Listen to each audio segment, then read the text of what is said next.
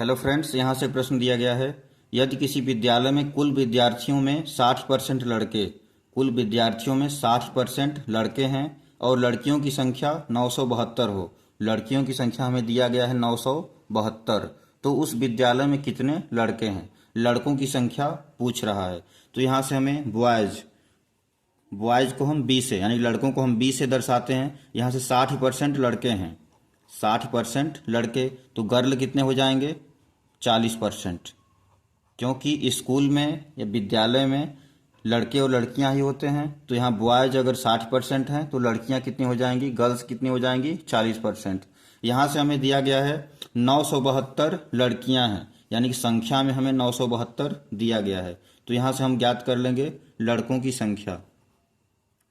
लड़कों की संख्या तो हमें दिया क्या है? 972 लड़कियां हैं। लड़कियों की संख्या कितनी दी गई है? 972। और परसेंटेज में कितना है? 40%। लड़कियां कितनी हैं? 40%। तो 40% से भाग दे देंगे। यहाँ हमें पूछ क्या रहा है? लड़कों की संख्या। तो हम 60%, लड़के कितने हैं? 60%। तो यहाँ 60% का गुणा कर देंगे।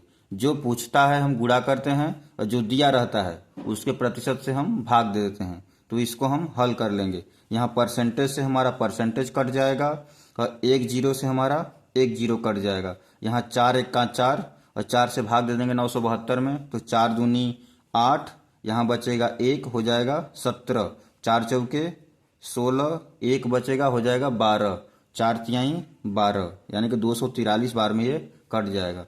फिर यहाँ से आ जाएगा 243 और ऊपर क्या बचा है? 6। तो यहाँ से हम गुणा कर देंगे। 243 गुणित 6, 243 में हम 6 का गुणा करते हैं तो आता है हमारा 1458। यानी कि लड़के कितने हैं? 1458 लड़के हैं विद्यालय में। यही हो जाएगा इसका आंसर।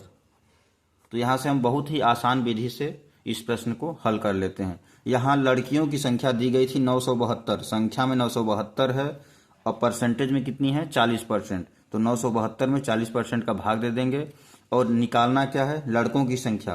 तो लड़कों की संख्या प्रतिशत में कितनी है? 60%। तो 60% का हम गुणा कर देंगे और इसको हल कर देंगे, तो यहाँ से 1458 लड़के आ जाएंगे। यही हो जाएगा इसका आंसर। ओके, धन्यवाद।